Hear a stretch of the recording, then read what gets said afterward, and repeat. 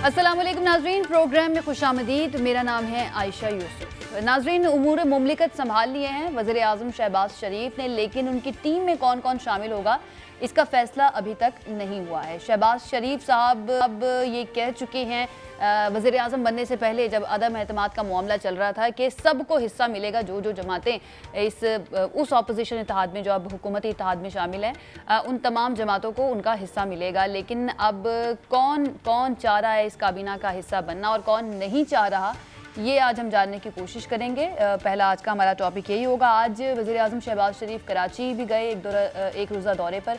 उन्होंने peoples party के रहनुमाओं से मुलाकात की, MQM रहनुमाओं से मुलाकातें हुई। ये एक चीज़ सामने आई है और वो ये कि MQM की जानिब से कहा गया है कि वो वजारतें नहीं लेंगे, और उन्होंने ये भी कहा है कि कुछ अभी तक डिसाइड नहीं हुआ है कि क्या करना है हमने आगे और किस तरह से टीम बनानी है। ये जो दौरा था आज वज़ीर आज़म का, ये एक रस्मी दौरा था, सिर्फ मुलाकात करने के लिए वो यहाँ पर आए थे। पहला आज का हमारा टॉपिक ये होगा। दूसरा हमारा टॉपिक होगा पाकिस्तान तहरीक इंसाफ ने अवामी राब्ता मुहिम का आज से आगाज़ कर दिया है। पेशावर से उन्होंने आगाज़ किया है अपने जलसों का। उन्होंने एक पूरी सीरीज़ बताई है कि वो मुख्तलिफ शहरों में जाकर जलसा करेंगे।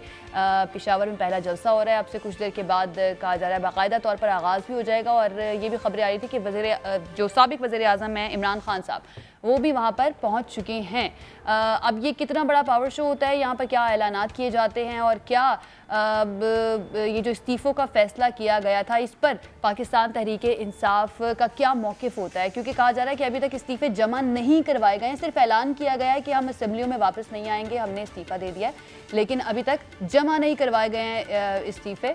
पूरा एक प्रॉपर प्रोसीजर होता है जिसके ज़रिए ये इस्तीफ़े जमा करवाए जाते हैं, फिर मंजूर होते हैं। उसके बाद इलेक्शन कमीशन की जानिब से नोटिफाई किया जाता है कि ये जितने भी इस्तीफ़े दिए गए हैं वो सीट्स खाली हो चुकी हैं। उसके बाद ज़िमनी इंतखाब होता है। लेकिन इतनी बड़ी तादाद में तकरीबन 125 के करीब सीट्स का खाली हो जाना इलेक्शन कमीशन के लिए भी बहुत बड़ा चैलेंज होगा कि तकरीबन आधे पाकिस्तान के अंदर ज़िमनी इंतखाब वो किस तरह से करवाएंगे, जबकि इलेक्शन कमीशन कह चुका है कि वो अभी इलेक्शन करवाने के लिए तैयार नहीं है।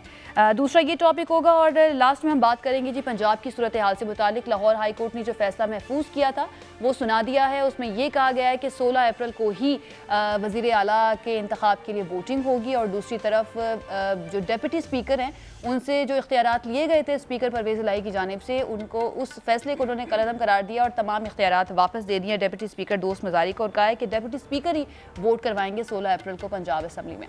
आगाज़ करते हैं जी। हमारे साथ मौजूद हैं हमारे मेहमान रहनुमा पीपल्स पार्टी नवीद चौधरी हमारे साथ स्टूडियोज़ में मौजूद हैं। रहनुमा तहरीक इंसाफ शौकत बशरा साहब हमें से कुछ देर के बाद ज्वाइन करेंगे, और माहिर कानून ज्वाइन कर लिया हमें शौकत बशरा साहब ने। माहिर कानून राजा आमिर अब्बास साहब हमारे साथ मौजूद हैं। हमारे मेहमानों का बहुत शुक्रिया हमें ज्वाइन करने के लिए। नवीद चौधरी साहब, आगाज़ में आपसे करती हूँ क्योंकि अब हुकूमती इत्तेहाद में आप लोग शामिल हो चुके हैं। पीपल्स पार्टी वो जमात थी जो सबसे पहले तहरीक अदम एतमाद का ऑप्शन टेबल पर लेकर आई। जितनी भी अपोजिशन जमातें उस वक्त थी उनके सामने रखा। पहले नहीं मान रही थी जमातें, उसके बाद आखिर में आके मानी। फिर इत्तेहादियों को साथ मिलाना, फिर सिंध हाउस में जितने लोग पाकिस्तान तहरीक इंसाफ की मुनहरिफीन थे उनका वहाँ पर इकट्ठा होना, यानी कि पीपल्स पार्टी ने बड़ा इस पर काम किया, बड़ी मेहनत की है इस तहरीक अदम एतमाद को कामयाब करने के लिए। अब इस हुकूमत को कामयाब करने के लिए पीपल्स पार्टी क्या इस टीम का हिस्सा बनेगी? कोई फैसला हुआ है कि काबीना में शामिल होना है या नहीं होना? क्योंकि ये खबरें आ रही हैं कि पीपल्स पार्टी कतरा रही है इस काबीना का हिस्सा बनने से। बिस्मिल्लाहिर्रहमानिर्रहीम। पहले आयशा आपका बहुत शुक्रिया। देखिए, जहाँ तक तल्लुक़ है पाकिस्तान पीपल्स पार्टी का, पाकिस्तान पीपल्स पार्टी ने इस तहरीक के लिए बहुत जद्दोजहद की है और एक पूरा प्लान लेके हम आगे आए थे। और इसीलिए मैं समझता हूँ PDM से जब हमारी अलहदगी हुई थी इसी बुनियाद पे हुई थी कि वो उनका नुक्ता नज़र ये था, वो चाहते थे कि ये रेजिग्नेशन हो, और हम कह रहे थे कि नहीं, हमें वोट ऑफ नो कॉन्फिडेंस की तरफ जाना चाहिए। खैर, देर आए दुरुस्त आए, सब ने हमारी बात को माना। आज अल्हम्दुलिल्लाह हम इस काबिल हुए हैं कि जो बेरा हमने उठाया था उस पर हम कामयाब हो गए हैं। अब ये जो एक सवाल उठा हुआ है कि जी कैबिनेट में आप जाएंगे कि नहीं जाएंगे, ये कोई इतना बड़ा इशू नहीं है हमारे लिए, ना ही ये इस इत्तेहाद के लिए, क्योंकि हम समझते हैं कि ये जो इत्तेहाद है उससे मिलजुल के सब ने चलना है। इसलिए नहीं चलना कि कौन वजीर बनेगा, कौन बंदर बांट रही हमने करनी बैठ के ना, बंदर बांट के लिए सोच के आए हैं। इतना आसान है वैसे सर ये, क्योंकि पिछली हुकूमत भी जो गिरी है वो इत्तेहादियों की वजह से गिरी है, इसमें सिर्फ चंद जमातें नहीं काफ़ी सारी जमातें शामिल हैं इस इत्तेहाद के अंदर, तो वो चैलेंज तो होगा बहरहाल। वो इत्तेहाद जो था वो ये था कि उन्होंने अपने अपने हल्के के लिए पैसे चाहिए थे, इसके लिए वो अपनी वो चीज़ें कर रहे थे। हम क्योंकि सारी एक मुस्तकिल मिजाज पार्टी हैं जितनी भी इसमें इकट्ठी हुई हैं, और वो एक तसल्सल से जदोजहद कर रही हैं, इसलिए हम समझते हैं कि अपना मियाँ शहबाज शरीफ साहब को एक फ्री हैंड देना चाहिए हमें कि वो अपनी मर्ज़ी से अपनी कैबिनेट चुनें, क्योंकि अभी तक जो हमारा मेन मकसद है वो हुकूमत नहीं है। मेन मकसद है हमारा है कि वो रिफॉर्म्स लानी, जिस रिफॉर्म्स के लिए हम सब इकट्ठे हुए हैं। वो रिफॉर्म्स, सबसे पहले रिफॉर्म्स जो है इलेक्शन रिफॉर्म्स, वो जो बिल फंसा हुआ है वो है। फिर और जो मुख्तलिफ चीज़ें हैं जैसे नैब का एक इशू है, इस तरह और 3-4 इशूज़ हैं। फिर फॉरेन पॉलिसी एक बहुत बड़ा इशू आज नया जो बन गया है। इन सब चीज़ों के हिसाब से हम चाहते हैं कि मुश्तरका तौर पर सोच को लेकर उस पर अमल दरामद करें, और जो बिल पास हो रहा है वो मुतफ़िका राय अमल से हो, ताकि एक कल को जाके हम आगे चल सके। फिर उसके बाद देखा जाए। और क्योंकि एक बात और भी हुई है कि पीटीआई की गवर्नमेंट ने जो पार्टी थी उन्होंने एन ब्लॉक एक रेजिग्नेशन का शोशा छोड़ा, गो कि अभी तक उनका एक भी रेजिग्नेशन स्पीकर के पास नहीं पहुंचा, और ये हवा में सिर्फ छोड़ा हुआ एक तीर है, घूम फिर रहा है कहीं जाके गिरेगा। और आपने देखा होगा और बहुत से सोर्सेज से भी आपको पता चला होगा कि बहुत से लोग उनके नहीं चाहते, और वो कह रहे हैं कि जिनसे ज़बरदस्ती एक साइक्लोस्टाइल्स पे साइन करा दिया। लॉ ये कहता है कि जब तक वो स्पीकर ऑफ द असेंबली के सामने जाके अपनी राइटिंग से खुद ना लिखें और ख़ुद साइन ना करें, वो एज रेजिग्नेशन नहीं माना जाता। आप सूरी साहब क्योंकि हिस्ट में हैं, क्योंकि उनके अपनी भी कॉन्ट्रोवर्शियल पोजीशन चल गई है, वो चाह रही है इसको लेकर हम जल्दी से आगे पहुँचाऊँ, मैं देखूँ। इसलिए मैं समझता हूँ कि ये अदलिया में केसेस कल को ना चले जाएँ, तो मुझे ये रेजिग्नेशन आता नज़र नहीं आ रहा। इसलिए हमें उसके हिसाब से स्ट्रेटजी अपनी बनानी है, सब ने मिलकर और आगे चलना है। सही, ठीक है। शौकत बशरा साहब, सर आप सुन भी रहे हैं नवीद साहब की बात, वो ये कह रहे हैं कि अभी तक कोई इस्तीफ़ा जो है वो स्पीकर के पास ही नहीं पहुंचा। तो ये खबरें हम तक भी पहुंची थी कि तकरीबन 90% लोग जो हैं वो नहीं चाह रहे पाकिस्तान तहरीक इंसाफ के कि वो असम्बलियों से रिज़ाइन करें। तो सर क्या वाकई में इसके अंदर कोई कन्फ्यूजन या कोई तहफ़्फ़ुज़ात लोगों के पाए जाते हैं इस्तीफ़े जमा करवाने में? नहीं आयशा, बिल्कुल ऐसा कोई इशू नहीं है।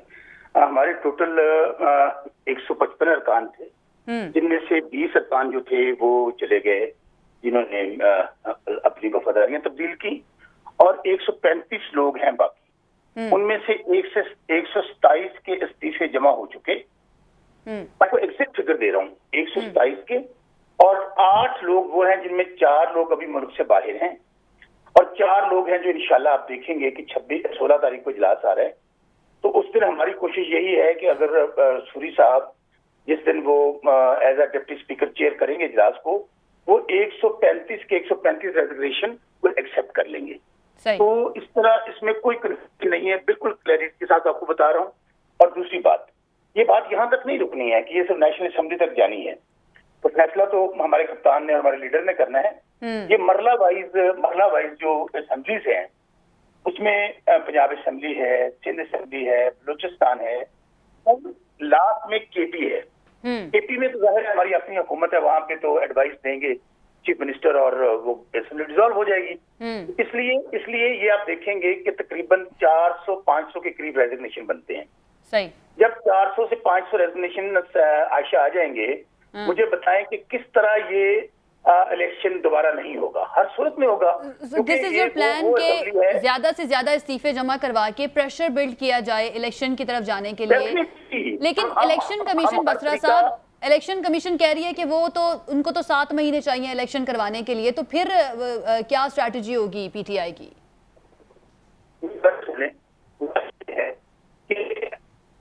ये नहीं है कि मैं इतने महीने चाहिए, ये एक उनका आईनी फरीजा है कि उन्हें हर वक्त तैयार होना है कि 90 डेज में जब आपका केयर टेकर सेटअप आएगा, 90 डेज में अपने इलेक्शन करवाने हैं। लेकिन अगर मैं देखता हूँ ऑन द सेफ हैंड कि अगर ये जो रमजान का महीना है ये गुजर जाता है, मई में हमारे इंशाल्लाह आप देखेंगे कि इसी महीने में सारे रेजिग्नेशन कंप्लीट हो जाएंगे तमाम असेंबली से, तो फिर मई में अगर आप केयर टेकर सेटअप बनाते हैं तो बात तो वही चली जानी है जितना वो कह रहे हैं।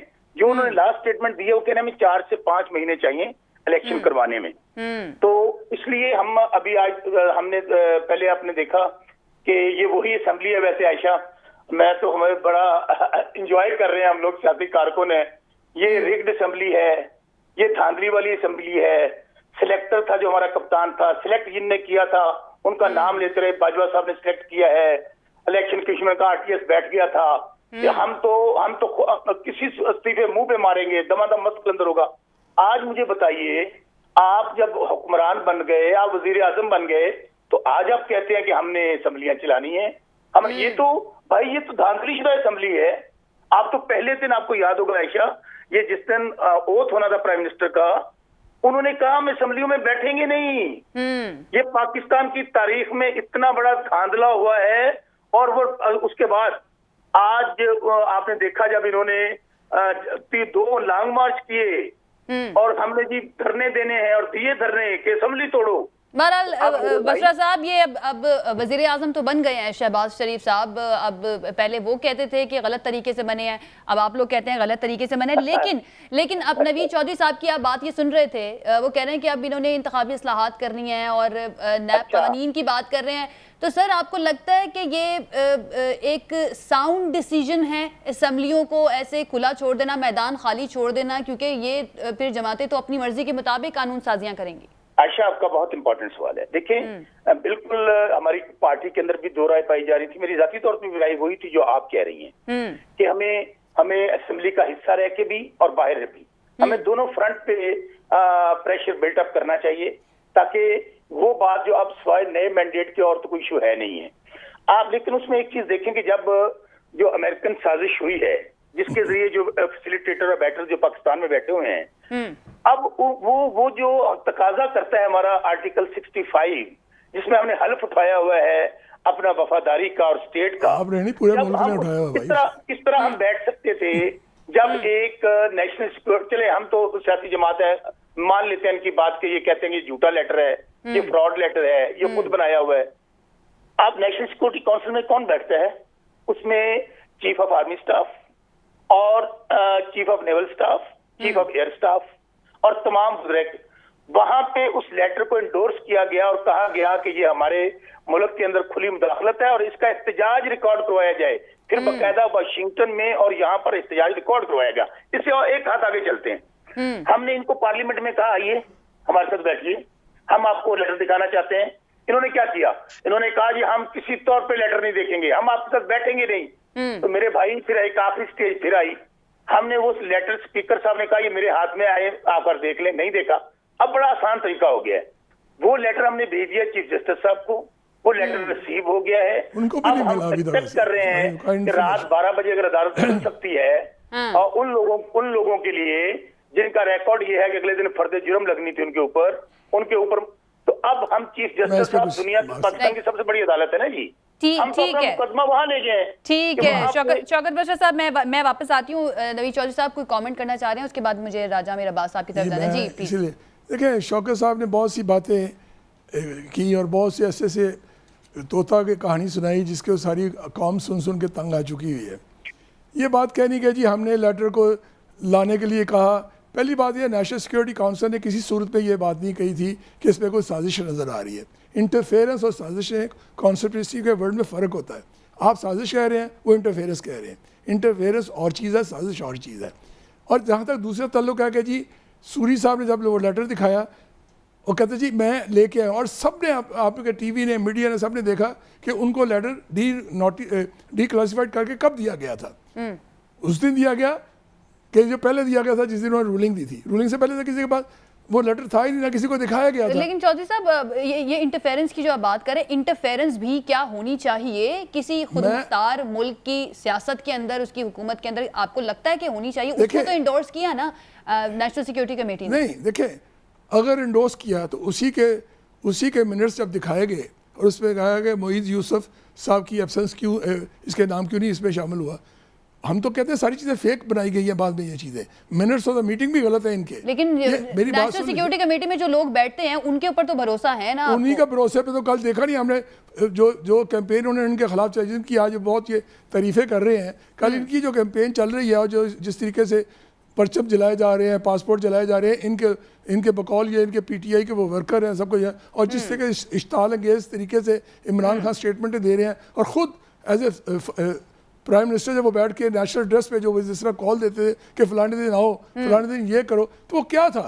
तो वो अगर उनकी वो उन्हीं की स्टेटमेंट आई तो उसके ऊपर क्या इनको रियादत में लाया? वो उन्होंने डिनाई कर दी ना सारी बात। अगर ऐसी बात होती तो वो खुद कहते कि नहीं ये गलत है, हम इसकी इंडोर्स करते हैं। उन्होंने तो किसी जगह इंडोर्स नहीं किया।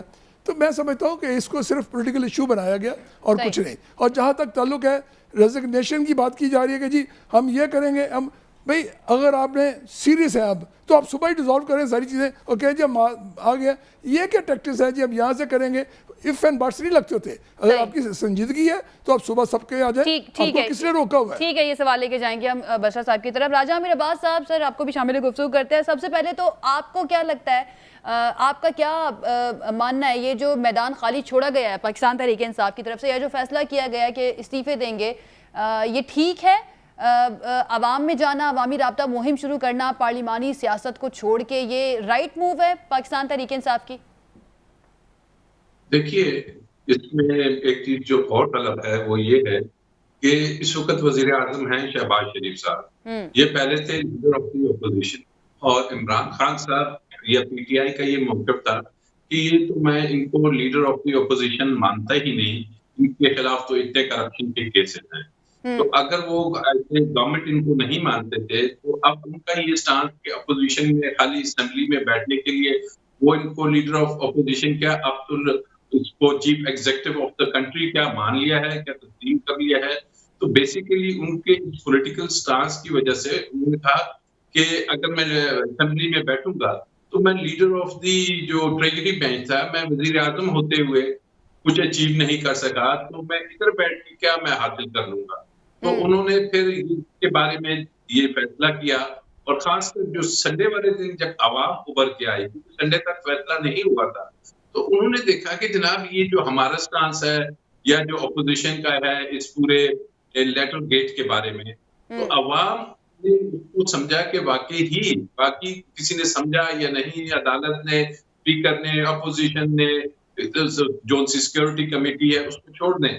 अवाम इसलिए बाहर आ गई कि वाकई उसको लगा, और आपने जो नारे देखे सुने अमेरिका के खिलाफ, तो अवाम ने कहा कि नहीं, हम एक खुददार मुमलिकत है और अब हम ये नहीं बर्दाश्त कर सकते कि गवर्नमेंट जो उनकी है, जो रिजीम चेंज है, वो ऐसे एक टेलीफोन कॉल पे या एक उस पे लेटर पे आपकी मुल्क की हुकूमत चेंज हो जाए। तो उस पस मंजर में उनका ये फैसला मैं समझता हूँ दुरुस्त था कि वो उन्होंने कहा ठीक है, अगर आप कहते हो ये गलत है, हम कहते हैं सही है, तो इसका फैसला अब अवाम को करना चाहिए। और ये मैटर जाना स्पीकर के पास भी चला गया, उसके पास भी चला गया, लेकिन सबसे ज्यादा ये अब अवाम के पास चला गया है। तो now the people of Pakistan, इन्होंने डिसाइड करना है, और इन्होंने डिसाइड कैसे करना है, इन्होंने करना है थ्रू इलेक्शन। तो इसका वाहिद मुझे जो एक प्रैक्टिकल जो हल नजर आ रहा है, जिससे के अदारों के लिए भी बेहतरी है, और ये जो एक मनफी प्रोपेगेंडा आ रहा है जो हमारे दुश्मन की एक उनका एक नैरेटिव है, वो इस मुल्क में बदकिस्मती से दुश्मन और उसको इन्फिल्ट्रेट कर रहा है, उसको और मजबूत कर रहा है, और इसको फौरी तौर पे रोकना है। बिल्कुल फेक न्यूज जो है वो भी चलवाई जा रही हैं, और डेफिनेटली हम समझते हैं कि ये कहाँ से सिलसिला जो है ना, इसको मज़ीद तक़वियत मिल रही होगी, कहाँ से इसको मज़ीद आगे लेकर जा रहा होगा। लेकिन राजा अमीर अब्बास साहब, अहम बात यह है कि क्या डेफिनेटली हमने मोमेंटम देखा संडे के रोज़, बड़ी तादाद में लोग ना सिर्फ पाकिस्तान में बाहर भी निकले, और विदाउट लीडर, कोई उनको लीड भी नहीं कर रहा था, सिर्फ एक कॉल पर बाहर निकले थे। ये मोमेंटम आपको लगता है कि बरकरार रख पाएगी और प्रेशर बिल्ड कर पाएगी इन लोगों के बलबूते पर पार्लियामेंट से बाहर रहकर पाकिस्तान तहरीक इंसाफ? देखिए, अब ये तहरीक इंसाफ से ज्यादा मैं समझता हूं कि ये मोमेंटम खुद अवाम इसको मेंटेन करेगी। अब अवाम खुद देखेगी कि जनाब हमने इमरान खान के लिए बाहर नहीं निकलना, हमने निकलना है इस खुद मुख्तारी के लिए, इस हाकमियत आला जो हम कहते हैं खुदा की है, क्योंकि अमेरिका की नहीं है, तो ये जो फैक्टर्स मिलेंगे और वो जब ये देखेंगे कि जनाब हमें जो गवर्नमेंट अब नहीं आई है वहां से क्या डिलीवरेंस हो रही है कि अब 2 रोज हो चुके हैं, अभी तक काबीना नहीं है, अभी तक हमारे पास जो असल इशू तो इकोनॉमी का था, फाइनेंस मिनिस्टर नहीं है। तो ये चीजें आगे चल के अब जो हुकूमत का इत्तेहाद है, ये एक बहुत सेंसिटिव चीज है कि 4 बंदे भी इधर से उधर होते हैं, तो ये एक कोलैप्स होता हुआ सिस्टम नजर आता है कि फिर अगर प्रेसिडेंट कहते हैं कि जी 172 आपके पास नहीं रहे तो इस इलेक्शन की असेंबली बरकरार नहीं रह सकती। तो ये कुछ पॉलिटिकल इशू हैं कि जिसको आप देखते हैं कि आज के जलसे के बाद क्या उनका नैरेटिव आता है, इमरान खान साहब क्या अपना नैरेटिव देते हैं। ऑब्वियसली वो इस वक्त उस पार्टी के हेड हैं जिसने इस मुल्क में सबसे ज्यादा वोट लिए हैं, ठीक है, मैं असेंबली में इसको पूरा कर दूंगा, उन्होंने ज्यादा वोट नहीं लिए, for your kind information. Vote की बात कर रहे हैं, सीट और वोट में क्या फर्क है? तो शायद फिर आप बता दीजिए कौन सी थी। 70% वोट ऑपोजिशन के पास है, 30% उनके पास है। अगर अगर आप वोट की बात करें, सीट की बात है, नहीं मैं तो सीट की बात और वोट की बात कर रहा हूँ। इसी तरीके से आप देख लीजिए। तो एनी हाउ अगर आप इसको नहीं समझते कि तो इसका वाहिद हल मैं कह रहा हूँ कि दोबारा से अवाम के पास जाना चाहिए और अवाम अगर समझती है कि इमरान मैं आती हूँ आपकी तरफ चौधरी साहब, मैं कंप्लीट कर लें आप राजा मेरा बात साहब। तो अवाम का इसका वाहिद हल है कि अब जो इशू है वो इशू पाकिस्तान होना चाहिए, कोई पॉलिटिकल पार्टी या कोई पॉलिटिकल लीडर नहीं होना चाहिए। और पाकिस्तान के लिए बेहतर यही है कि पाकिस्तान के बारे में अब अवाम फैसला करें और जो भी रिजल्ट आता है वो गवर्नमेंट आए और फिर उस गवर्नमेंट को इख्तियार होना चाहिए कि जितनी भी रिफॉर्म्स करनी है, क्योंकि अगर आती आपकी पार्लियामेंट बाहर है तो आप अगर रिफॉर्म्स करेंगे तो कोई एथिकली उस रिफॉर्म्स की वो हैसियत नहीं रहेगी और ज्यादातर चीजें चैलेंज हो जाएंगी। सही है। शौकत बसरा साहब, सर आप सुन रहे हैं राजा मेरा बात साहब की और नवीद चौधरी साहब की बात। सवाल ये है कि ये मोमेंटम जो हमने देखा, जज्बाती रिएक्शन अवाम का देखा, इतवार को बड़ी तादाद में लोग निकले, नो डाउट, इसमें कोई शक नहीं है। सोशल मीडिया पर ख़ास तौर पर जिस तरह से वीडियोज़ आ रही थी वो हम सब देख रहे थे, लेकिन ये मोमेंटम को बरकरार रखना ये कितना ज़्यादा मुश्किल होगा और आवाम के इस मोमेंटम के बलबूते पर प्रेशर बिल्ड करना, क्योंकि हमें याद है 2014 में 126 दिन का धरना पाकिस्तान तहरीक इंसाफ ने दिया था इन्हीं चीज़ों की वजह से। लेकिन अब डेफिनेटली नैरेटिव जो है वो थोड़ा सा डिफरेंट है, अमेरिका मुखालिफ है, आलमी साजिश का है। आपको लगता है कि ये नैरेटिव इंतखाबी फतह में तब्दील हो सकता है पाकिस्तान तहरीक इंसाफ के लिए? बसरा साहब।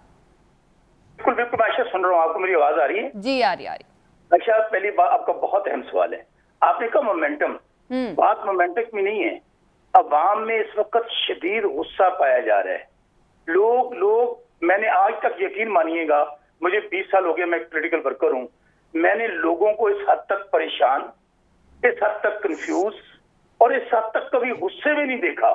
आप तो ये कह रही ना मोमेंटम, मैं आने वाले दिनों में ये देख रहा हूँ कि अगर ये हम नए इलेक्शन की तरफ नहीं जाते तो ये काम कहीं नफरत में तब्दील ना हो जाए। मैं आपको ये बात कह रहा हूँ, इस बात को समझिएगा। इस वक्त हालात वो नहीं है, हालात ये हैं, नबी चौधरी साहब मेरे भाई हैं, हम लोग भी 20-20 साल से एक पॉलिटिकल वर्कर हैं। आप एक बताइए कि एक लीडर ने कॉल दी, और कॉल भी किसमें, रमजान मुबारक के महीने में, और वो लीडर घर से पांव से बाहर नहीं निकाला। आप यकीन मानिएगा आयशा, मेरा इलाका हरुणाबाद फोटाबाद जिला बहावलनगर साउथ पंजाब में है। खा कोई गांव था, खा कोई बड़ा शहर था, छोटा शहर था, गली गली नगर नगर, लोगों ने ये नहीं देखा कि मुझे कोई लीड करने वाला आएगा, कोई एमएनए आएगा, कोई एमपी आएगा। लोग, हमने हरुणाबाद जलसा किया, फोटाबाद जलसा किया, लोग इस तरह निकले, हम खुद हैरान थे। अच्छा, फिर लोगों के अंदर, मैं आपको फिर एक और फीलिंग बताता हूँ। मैं हर किसी की फैमिलीज हैं, अब मैं औरतों में जो जज्बात मैंने देखे, जो बच्चों में जज्बात देखे, नौजवानों में देखे, मैंने लिटरली लोगों की आंखों में आंसू देखे। ये नबीज जैसा मेरे भाई हैं, इस बात को इतना इजी ना लें। ये हालात, अब मैं कहता हूँ अल्लाह करे कंट्रोल में रहें, ये चीजें ये ना हो कि आपके हाथ से बाहर हो जाएं। आप इसके ऊपर, क्या लोग हैं यार, 12 पार्टियां इकट्ठी होकर आप क्या कर रहे हैं, एक दूसरे को आज बंतर बांट कर रहे हैं। आप लोग, आप मुल्क के वसाइल को फिर लूटना चाहते हैं। कर रहे हैं। पहले ये आयशा से मैंने बात कर, नवीद साहब मैंने इंटरप्ट नहीं किया भाई, मैंने आयशा से कहा, आप अपनी पूरी बात कीजिएगा। आप पूरी बसरा साहब कह रहे हैं कि वो उससे पहले कह चुके कि हमने कोई बंदरबाट नहीं कर रही, और हो सकता है आप देख लेंगे, आपने मेरी स्टेटमेंट देखी, सुनी तो होती है ना, पीपल्स पार्टी काबीना का हिस्सा भी ना बने। ये 3 महीने की या 2 महीने की जो मेहमान हुकूमत है, आप देखेंगे कि इसमें किस किस तरह कौन कौन सा बंदा जिसको इस सिस्टम को करप्ट कह रहा था, असेंबली को बददियानत असेंबली कह रहा था, रिग्ड असेंबली कह रहा था। और मैं अभी अमर अब्बास साहब ने बहुत अच्छी बात की है। देखिए खान साहब का अगर नक्ता नजर ये होता, इन्होंने 172 आप देखिए काम, गवर्नमेंट के लिए क्या मुश्किल काम है, क्या मुश्किल काम है गवर्नमेंट के लिए इन चीजों को मैनेज करना। लेकिन खान साहब ना वारी लैंड आए सर, तो ना उन्होंने वारी मुकम्मल कर। ठीक है एक ब्रेक ले लेते हैं शौकत बशर साहब, परवेज इलाही को चीफ मिनिस्टर का एक ब्रेक लॉलीपॉप दे दिया। जी नवीद साहब मैं आपसे आगाज करूंगी वापस आके, एक ब्रेक ले लेते हैं, ब्रेक से वापस आएंगे तो मैंने शौकत साहब से एक अहम सवाल करना है और डेफिनेटली नवीद चौधरी साहब से भी करूंगी कि पाकिस्तान तहरीक इंसाफ की गलती क्या है, क्या उनसे गलती हुई जिसकी वजह से ये सब कुछ हुआ है, और हमारा अगला सदर मुमलिकत जो है वो कौन होगा, क्या जरदारी साहब या फिर मौलाना फजल रहमान साहब जिनका नाम बार बार आ रहा था। एक ब्रेक के बाद इस पे बात करेंगे। Stay with us. जी नाज़रीन, ब्रेक के बाद खुशामदीद। एक और अहम सवाल जो अब उठाया जा रहा है वो ये कि क्या ये असम्बली अपनी मुद्दत पूरी करेंगी या फिर उससे पहले ही इंतखाबात करवा देगी अब ये नई आने वाली हुकूमत। नवीद चौधरी साहब क्योंकि इस वक्त हुकूमती इत्तेहाद का हिस्सा है, उन्हीं से जानते हैं। नवीद साहब, क्या इस वक्त पाई जाती है अंडरस्टैंडिंग इंतखाबात को लेकर, क्योंकि जब आप लोग अपोजिशन में थे तो कहते थे कि हमने आना है और 3 से 4 महीने बाद इलेक्शन हम करवा देंगे, तो अभी क्या प्लान है, क्या इलेक्शन जल्दी करवाना है या फिर असम्बलियाँ ये अपनी मुद्दत पूरी करेंगी? देखिए हमने पहले दिन भी कहा और आज भी यही कह रहे हैं कि जहाँ तक ताल्लुक है असम्बली की, इसके मुद्दत हमारा मुद्दत से कोई ताल्लुक नहीं है। हमने जिस मकसद के लिए ये किया था वो था इलेक्शन रिफॉर्म्स लानी। अब अभी मेरे भाई राजा साहब ने कहा जी कि वो कंसेंसस नहीं बनेगा। उन्होंने बिल तो ऑलरेडी पास उन्होंने रखा हुआ था, जो कंसेंसस वो बना के गए थे। उस बिल के अंदर जो खामी है उसको आपने दूर करना है ताकि उसको लीगल फ्रेम में ला सके। इसलिए कंसेंसस तो ऑलरेडी उस पर बन चुका था, तमाम हाउस में उसकी बातें चल रही थी, लेकिन क्योंकि उसको डिले खुद किया गया, ईवीएम के चक्कर में, दूसरे चक्करों में डिले कर दिया गया क्योंकि सूट नहीं कर रहा था। क्यों नहीं हम इलेक्शन अभी फौरी करवाना चाहते? इसलिए जब तक वो रिफॉर्म्स नहीं आएंगे तो इलेक्शन उसी तरह ही होगा जैसे माजी में होता रहा है, और फिर उस पर उंगलियाँ उठेंगी कि ये इलेक्शन सही नहीं है, इलेक्शन गलत है। हम चाहते हैं आज उसकी हद जो बने, उसकी सेंसस जो ना होए, जो चीज़ें उसकी कंप्लीट होनी है, जो इलेक्शन कमीशन की डिमांड है और जो फेयर इलेक्शन की डिमांड है वो पूरी होनी चाहिए। उसके लिए हम सिर्फ इसके लिए कर रहे हैं। इसलिए इसका तयन करना कि ये हुकूमत कितनी देर चलेगी क्या नहीं चलेगी, ये हुकूमत का तल्लुक उस दौरान है कि इस रिफॉर्म कितनी देर में आ जाती है, और जहाँ तक उसका तल्लुक उस दौरान में हुकूमत ने कोई ना कोई तो डिलीवर करना है। ये तो नहीं है कि वैसे बैठे। और कुछ ही लोग आज बड़ा तासुर दे रहे हैं कि बांध की बोली है जी, मुख्तलिफ पार्टी आ गई। मेरा ख्याल है लोगों को तारीख भूल गई है। जब भी रेस्टोरेशन और डेमोक्रेसी के लिए काम किया तो पाकिस्तान पीपल्स पार्टी ने, MRD पहली दफ़ा बनी, हालांकि भुट्टो साहब के मर्डर के अंदर वो पार्टी को भी हाथ था, लेकिन उसके बावजूद भी हमने उनको इग्नोर करके इकट्ठा होकर MRD बनी। उसके बाद ARD बनी जिसमें नवाज शरीफ साहब और हम सब इकट्ठे शामिल थे। उसके बाद रेस्टोरेशन डेमोक्रेसी हुई। ये चीज़ें उसको कंटिन्यूटी होती है, आज का एक दिन का नहीं है।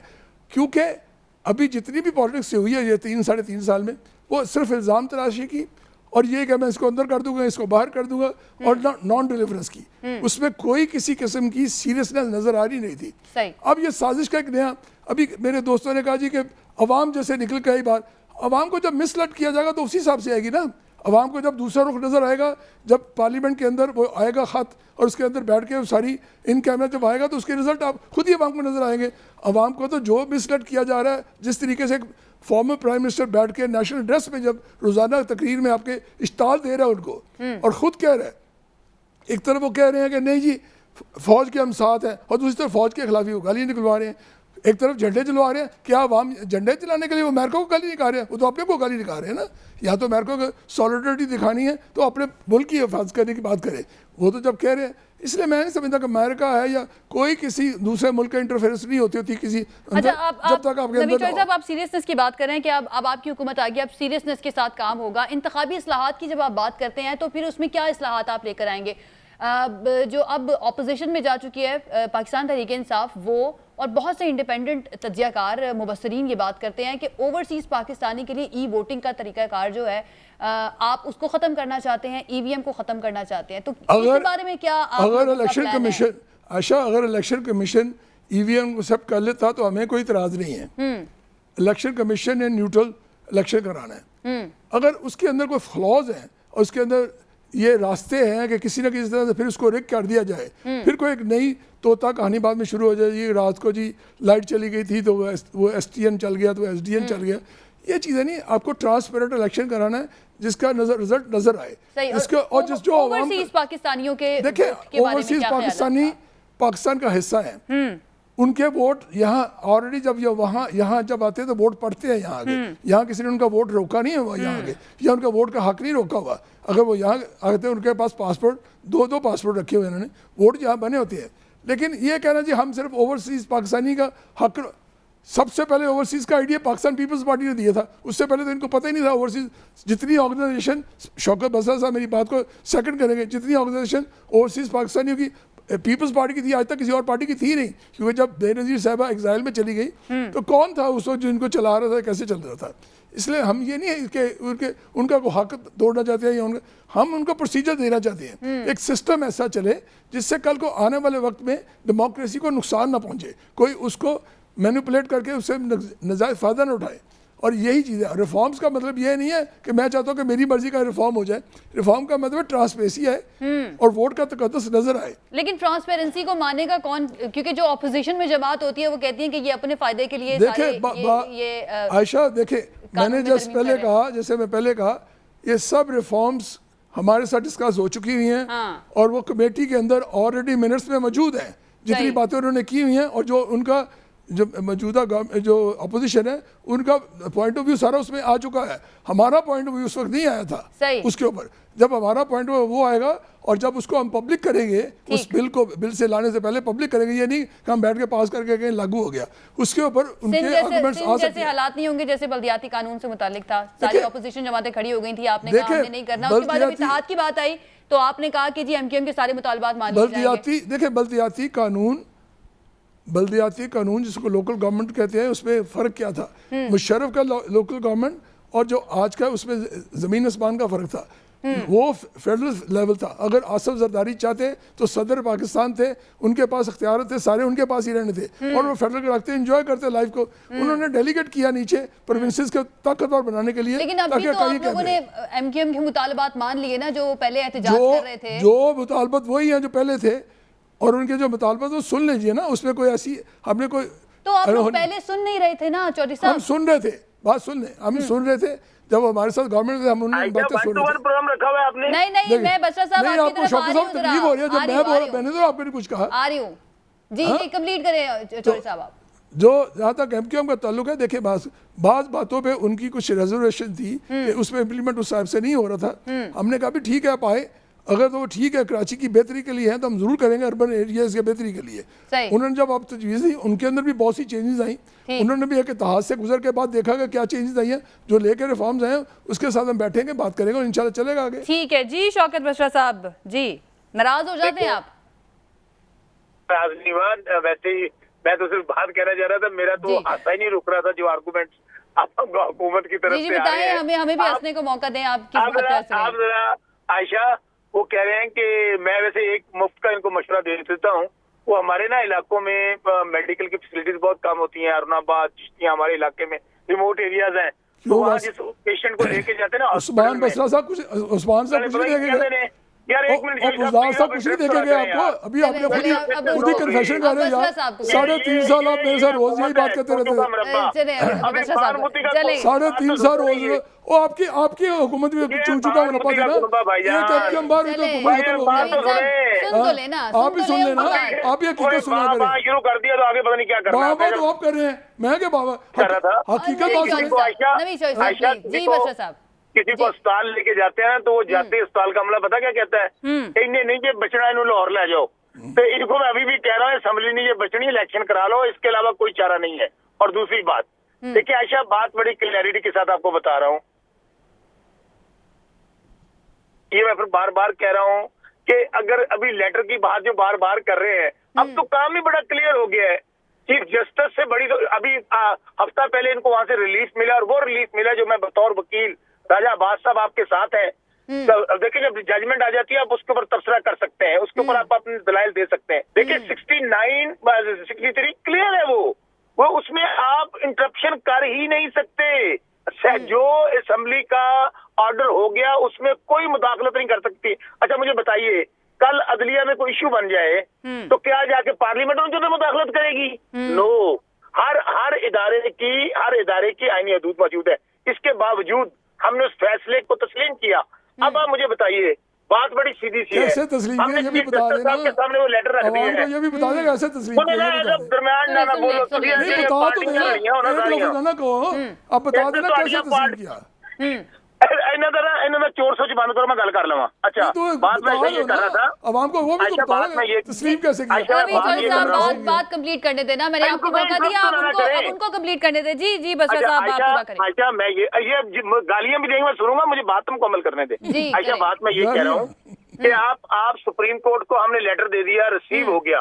अब चीफ जस्टिस साहब पाबंद है इस बात के कि वे उसके ऊपर कमीशन बनाए और उसकी ऑन एयर पूरी पाकिस्तान, पूरी दुनिया देखे कि क्या वो जो लेटर हमने दिया है क्या वो गलत है, सही है, दूध का दूध पानी का पानी हो जाए। आप तवक्को क्या कर रहे हैं ये लेटर वहां पर भेजने से, और ये सुप्रीम कोर्ट पाबंद है या नहीं? ये राजा अमीर अब्बास साहब से मैं इसके ऊपर जानूंगी। सुने मेरी बात सुने। जी। अगर ये नहीं करेंगे तो हम हुकूमत, मेरी बात सुन लें, हुकूमत तो 3 महीने बाद, आप 4 महीने बाद आप दोबारा देखेंगे कि इमरान खान इस मुल्क के वजीर आजम होंगे। इनको प्रॉब्लम अब किस बात का है? ये जो इलेक्शन मांग रहे थे, आज इलेक्शन से क्यों भाग रहे हैं? इंशाल्लाह 2/3 मेजोरिटी से वापस आएंगे। इस्लाहात करनी है उन्होंने, बसरा साहब, क्या हुआ? इंतखाबी इस्लाहात करनी है, वो अभी आपने सुना तो है। मैं बताता हूँ इंतखाबी इस्लाहात क्या करनी है इन्होंने। इन्होंने आते ही जो काम करना है वो सुन लें। सबसे पहले इन्होंने नैब को खत्म करना है ताकि जो पापड़ वाला, गोले वाला, टीटी वाला, मकसूद चपड़ासी वाला वो काम खत्म हो जाए। दूसरी बात, इन्होंने ओवरसीज के वोट का हक खत्म करना है, इन्होंने ईवीएम को खत्म करना है। तो ये चाहते क्या है कि दोबारा से वो सुनिया हो जाए गलियां मिर्जा यार फिरे, हम जुर्नू इलेक्शन कराएं, हम फिर वो इसीलिए तो मैंने सबसे पहले आपसे ये सवाल उठाया था कि ये आपको ठीक मूव लगता है मैदान खाली छोड़ देना? वो हमारा आयशा लीडर कहता होता है बस आपने घबराना नहीं है, इंशाल्लाह कल ही काफी है नवाज से। इस वक्त पाकिस्तान की आवाम खड़ी हो गई है। आज जरा पेशावर में देखें, पेशावर में जरा अपने रिपोर्टरों कहें, आपको बताए क्या है वहाँ पे। और 16 को कराची जा रहा है लीडर। और मुझे बताइए, रेफरेंडम तो हो गया था इतवार वाले दिन। रेफरेंडम था वो जो पूरी पाकिस्तान, पूरी दुनिया, लंदन, आपके वॉशिंगटन, आपके ऑस्ट्रेलिया, आपके अरब कंट्रीज, कहाँ लोग नहीं निकले। तो इसलिए मैं आपको फिर बता रहा हूँ आयशा, आप नोट रखिएगा, इन्हें वैसे ही सानू नहीं पैनी, इन्होंने आपस में लड़ के मर जाना है आपस में। अब देख रहा किस तरह बंदर बांट करते हैं ये वही है जिन्होंने एक दूसरे के पेट फाड़ने हैं, एक दूसरे के गला डालना, पटा डालना इन्होंने। राजा आमिर अब्बास साहब, सर माजरत करूंगी, आप ज्यादा टाइम जो है ना बाकी मेहमानों को मिल रहा है, लेकिन आपको मैं पूरा टाइम दूंगी।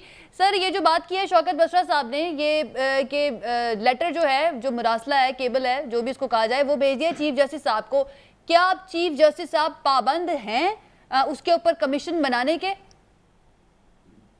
देखिए, पाबंद हो बिल्कुल कतन नहीं है, लेकिन हम देखते हैं कि जो 100 मोटोस लिए जाते हैं किसी इंडिविजुअल के या इस किस्म के, ये तो पूरे मुल्क का 100 मोटो बनता है। और नंबर 2 जो रास्ता है वो ये है कि इनकी रिव्यू पिटीशन जो होती है उसी फैसले के खिलाफ अभी तक सुप्रीम कोर्ट ऑफ पाकिस्तान में मौजूद है।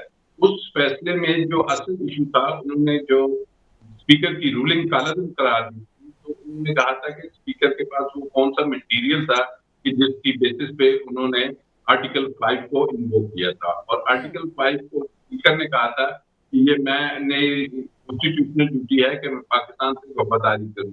और उसने कहा था कि जनाब, क्योंकि जो इस मुल्क का सिक्योरिटी की सबसे बड़ी अथॉरिटी है, नेशनल सिक्योरिटी कमेटी, उसकी जो इलामिया था वो उसने कहा, और उसके बाद जो कैबिनेट का रूटीन था, और उसके बाद लॉ मिनिस्टर ने जब ये कहा तो उसका इन तमाम चीजों को। लेकिन अब वो जो हम फैसला देखते हैं, उन्होंने उनकी रूलिंग तो खत्म कर दी, लेकिन एक लफ्ज आर्टिकल 5 या इस लेटर ग्रेड के बारे में नहीं लिखा। ऑल्दो अभी तक वो तहरीर जो उसकी डिटेल जजमेंट है नहीं आई है। और इन्होंने जो रिव्यू लगाया हुआ है, तो ये इनको चाहिए कि वो सुप्रीम कोर्ट के सामने रखें कि जनाब अब वो लेटर भी आपके पास आ गया है, अब वो गवर्नमेंट भी चली गई है।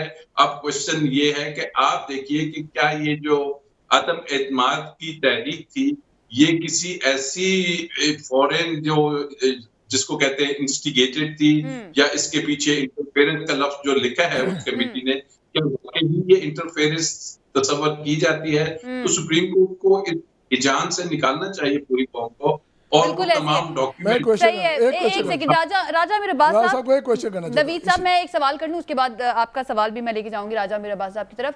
राजा मीराबाद साहब, 9 अप्रैल को जो हुआ है ये अनप्रेसिडेंटेड मेरे ख्याल से, जिस तरह की सिचुएशन बनी पूरे मुल्क के अंदर, सबकी नजरें कैपिटल पर लगी हुई थी। कानूनी हलके जो हैं वो इस बारे में क्या राय रखते हैं? क्योंकि इससे पहले मुझे नहीं याद पड़ता कि इस तरह से रात को 12 बजे अदालतें, supreme court, Islamabad high court, उसके बाद एक वजाहती बयान भी हमने देखा इस्लामाबाद हाई कोर्ट का, वो सामने आया। अब जो आईनी कानूनी हलके वो क्या कह रहे हैं इस बारे में? इसी से मुंसलिक है मेरा क्वेश्चन। जी आप भी कर रहे हैं। मैं राय साहब, आपने जितनी आर्गूमेंट्स की उसके वो अपनी जगह पे दुरुस्त है। अटॉर्नी जनरल ने जो स्टेटमेंट दी थी उसको ज़रा आप दोबारा गौर कर लें। उन्होंने कहा था कि ये इलीगल है जो एक्ट है उसका, स्पीकर का, डिप्टी स्पीकर का। और दूसरा, उन्होंने जब मांगा था कि कोई एविडेंस दिखा दें, कि मिनट्स दिखा दें, तो किसी ने मिनट्स नहीं दिखाए उनको। तो आप इन दो चीज़ों को भी ज़रा मद्देनजर रखें अपनी इसके अंदर। जी जी बिल्कुल, आप दुरुस्त कह रहे हैं। और अटॉर्नी जनरल में मैं अदालत में मौजूद था, कहा था कि मैं सपोर्ट नहीं करता ये जो स्पीकर ने रूलिंग दी है। अब उसी बात को इसीलिए मैं कह रहा हूँ कि अब चूंकि रिव्यू पिटीशन है और अब वो मटेरियल सामने आ चुका है और वो लेटर सुप्रीम कोर्ट के पास डिलीवर हो चुका है, तो उसको बेस बनाते हुए सुप्रीम कोर्ट देखे कि जनाब ये जो क्या नेशनल सिक्योरिटी कमेटी ने जो बातें की थी, जो अपोजिशन उस वक्त कह रही थी कि ये एक झूठा और एक फर्जी लेटर है जो कि फॉरेन ऑफिस में बैठ के बनाया गया है फॉरेन मिनिस्टर ने, और अब एम्बेसडर भी मौजूद है, फॉरेन सेक्रेटरी भी मौजूद है, वो जो आपकी सिक्योरिटी कमेटी है वो भी मौजूद है। इन सबको अगर वो इन कैमरा भी सुप्रीम कोर्ट सेशन करती है तो सुप्रीम कोर्ट गालिबन इस नतीजे पे जरूर आ जाएगी कि आया ये जेन्युइन था, आया ये जो केबल थी ये वाकई ही जनरेट हुई थी, और उसमें के खाली उस एम्बेसडर की हद तक नहीं था। उस मीटिंग में हमारे मुल्क का जो मिलिट्री अताशी है वो भी तशरीफ फरमा, और मिलिट्री अताशी होता है वो रिपोर्ट करता है अपने जो उनके हेड है अपने डिपार्टमेंट को। ये तमाम राजा मीराबाद साहब, आपको याद होगा बाबर अवान साहब ने ये कहा भी था, इस्तदा भी की थी उस बेंच के सामने कि एक इन कैमरा सेशन हो और जिसमें ये खत आप लोगों को दिखाया जाए, लेकिन मुस्तरद कर दी गई थी वो इस्तदा।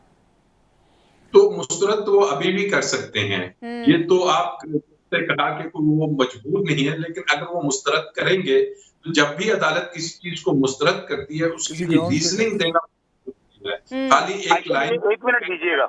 जी मैं आती हूँ बसरा साहब। जी राजा मेरे पास वो अगर वजूहात बताएंगे जनाब ये वजूहात है, ये ओरिजिनल नहीं है, ये जेन्युइन नहीं है, ये फैब्रिकेटेड है, या इसमें की गवर्नमेंट ने कोई ऐसी बात नहीं की, अगर वो तो ऐसे सॉलिड रीजनिंग दे देते हैं फिर तो आवाम उसको तस्लीम कर लेगी। लेकिन अगर कोई ऐसी ना हुई तो फिर जजमेंट तो हमने भुट्टो साहब के जुडिशियल मर्डर से लेकर बहुत ही देखी है, जिसको भी कहा कि ये जजमेंट प्रेशर में थी। तो अब ये देखना है कि आया टेकअप करते हैं सीरियसनेस बहुत है कि अगर इसको रोका ना गया तो फिर जो सेंटीमेंट जो बसरा साहब ने बात की है उस सेंटीमेंट के मैं जाती तौर पर समझता हूँ नहीं होने चाहिए, और आवाम के सामने दूध का दूध पानी का पानी होना चाहिए, और वो तभी होगा कि जब प्रोटेक्ट आ जाएगी जिससे जाहिर हो जाएगा कि जनाब ये है वो फैसला, ये है वो हक़ाइक़, और अगर वाकई ही ये करता था मैं एक बात का इजाफा करना चाहता हूं इसमें। ठीक है राजा मीराबाद साहब, और ये जो मैंने सवाल आपसे किया था पहला कि ये कानूनी आईनी हलके जो हैं वो इस बारे में, ये जो अनप्रेसिडेंटेड सिचुएशन हमने 9 अप्रैल को देखी, क्या कहते हैं, ये क्या हुआ? देखिए ये तो मुझे भी 30 साल हो गए हैं इस पेशे से, तो हमने ये नहीं देखा कि अगर रात को 12 बजे मुझे नहीं समझ आती कि कौन सी इमरजेंसी थी या कौन सी पिटीशन दाखिल हो चुकी थी, क्योंकि उसी दिन सुबह एक रिव्यू की पिटीशन दाखिल की गई बरोज हफ्ता, और उन्होंने कहा रमजान 12:30 बजे तक टाइम होता है और उसके बाद ये नहीं दी जाएगी और इस पे कोई नहीं हो सकता। तो ये चीजें अगर अवाम के ना आई इन राइटिंग तो फिर यही जो मुख्तलिफ नैरेटिव्स हैं ये चलते रहेंगे, और इस नैरेटिव्स का नुकसान अल्टीमेटली स्टेट कहा जाता है, ये भी कहा गया था वजाहती बयान में जो इस्लामाबाद हाईकोर्ट की तरफ से आया था कि गैर मामूली हालात में गैर मामूली इकदाम था रात को 12 बजे अदालत का खोलना। इस वक्त गैर मामूली हालात हैं, तो इसमें फिर आपको नहीं लगता कि गैर मामूली इकदामात हो भी सकते हैं? इलेक्शन कमीशन को करवाना ही पड़े इलेक्शन, क्योंकि हालात गैर मामूली हैं, सिचुएशन इस वक्त नॉर्मल तो नहीं है, आदम इस्तेहकाम हमें नजर अभी भी आ तो रहा है। देखिए, इलेक्शन कमीशन जो सा है वो कोई ऐसी बॉडी नहीं है कि वो अपने से कोई रूल बना सकती है या लॉ। वो कानून के तहत एक कॉन्स्टिट्यूशनल अदारा है जिसको बनाया इसलिए गया है कि आइन आर्टिकल 218 में ये इलेक्शन कमीशन की ड्यूटी होगी कि वो फेयर फ्री इलेक्शंस कराए जब भी इलेक्शंस का टाइम होता है। अब इलेक्शंस का जो टाइम वो आर्टिकल 224 में दिया गया है कि अगर एक असेंबली अपनी मुद्दत जो होती है वो नॉर्मल तौर पे पूरी करके चली जाती है तो फिर 60 दिन है, और इन केस अगर डिसॉल्व हो जाती है असेंबली तो 90 डेज है। तो 90 डेज अंदर अंदर उन्होंने आके ये इलेक्शन कराना है। There is no such. लेकिन इलेक्शन कमीशन ने कर दिया है इनकार कि वो 90 दिन के अंदर इलेक्शन नहीं करवा सकते हैं, तो इस मामले को अदालत में भी लेकर जाया जा सकता है। राजा मीर अब्बास साहब जल्दी से इसका जवाब दे दीजिएगा, फिर बाकी जो गेस्ट है उनसे भी एक मिनट का मुझे कमेंट लेना है। जाया जा सकता है कि ये ऐसे कह रहे हैं, और साथ ही अगर वो ऐसे कहते हैं तो उनके खिलाफ रेफरेंस भी फाइल हो सकता है चीफ इलेक्शन कमिश्नर के खिलाफ कि आप आइन के खिलाफ वर्जी कर रहे हैं। सही है जी। शौकत बसरा साहब, आप कोई बात करना चाह रहे हैं और मेरा भी सवाल ऐड कर लीजिएगा। पीटीआई की गलती आप क्या समझते हैं इन 3.5 सालों में क्या रही? देखिए कोई भी शख्स या कोई भी इदारा गलती से बर्रा नहीं होता। गलतियां हम इंसान हैं, गलतियां इंसानों से होती हैं। डेफिनेटली हम उसके ऊपर जो हमसे गलतियां हुई हम उसको अपनी सेल्फ अकाउंटेबिलिटी करेंगे, इसमें कतई दो राय नहीं है। गलतियां एक से ज्यादा हुई हैं हमसे, ये हम नहीं कहते कि नहीं हुई है, लेकिन बात सिर्फ इतनी है कि अगर ये अभी राजेश हमारे बात साहब जो बात कर रहे थे कि अगर एक सो मोटो लिया गया, सो मोटो के बाद रात को 12 बजे तक अदालतें खुली, तो आज तो इतना बड़ा एक अमेरिका की तरफ से ये जो साजिश हुई और जिसके फैसिलिटेटर अबैटर जो है वो पाकिस्तान में मौजूद हैं, तो मुझे बताइए कि इससे बड़ा क्या इदारा होगा और उसको क्या, इसको जो हमारी खुद मुख्तारी है, हमारी जो सॉवरेनिटी चैलेंज हुई है और उसके नेशनल सिक्योरिटी काउंसिल उस पर मोहर लगा चुकी है, क्या उसके ऊपर फर्ज नहीं बनता चीफ जस्टिस साहब का और सुप्रीम कोर्ट का कि वो एक कमीशन कायम करके और उसकी बिल्कुल पूरे पाकिस्तान को। ठीक है, लास्ट मिनट है, नवी चौधरी साहब आपका कमेंट। देखिए, जितनी गुफ्तगू हुई उसके अंदर एक बात जो किसको हाईलाइट नहीं किया गया, वो बात ये है 27 तारीख को जब उन्होंने स्पीच की थी और जब ये लेटर दिखाया था, सेकंड डे वो कमीशन बना सकते थे, जुडिशल कमीशन बना देते, किसी ने रोका तो नहीं था ना। वो गवर्नमेंट कहती है कि जी जुडिशल कमीशन बना ले, सुप्रीम कोर्ट के पास केस भेज देते तो ये बात खत्म हो जाती। डिलेइंग टैक्टिक्स किए गए, और फिर जब उन्होंने कमीशन अनाउंस किया जनरल तारिक का, तो वो क्या था, उन्होंने इनकार कर दिया। ये आफ्टर बातें करनी, सब चीजें आ रही है। इसलिए मैं समझता हूँ कि ये उनकी सिंसेरिटी नहीं थी और ये फेक था। अगर वो थे तो उसको उन्हीं वक्त लाना चाहिए था, उसको जानबूझ के उसके साथ अटैच करके आखिरी दिन तक लेकर जाना कि किसी तरह 9 की 8 की तारीख हो जाए, फिर 9 हो जाए, फिर 10 हो जाए, तो ये मेलाफाइड उनकी अपने अंदर नजर आ रहा है। इसलिए इसके सो मोटो बनता नहीं है। ठीक है जी, बहुत शुक्रिया हमारे मेहमानों का हमें ज्वाइन करने के लिए। वक्त खत्म हो गया है, कल एक मरतबा फिर से हाजिर होंगे। अपना ख्याल रखिए, इजाजत दीजिए, अल्लाह।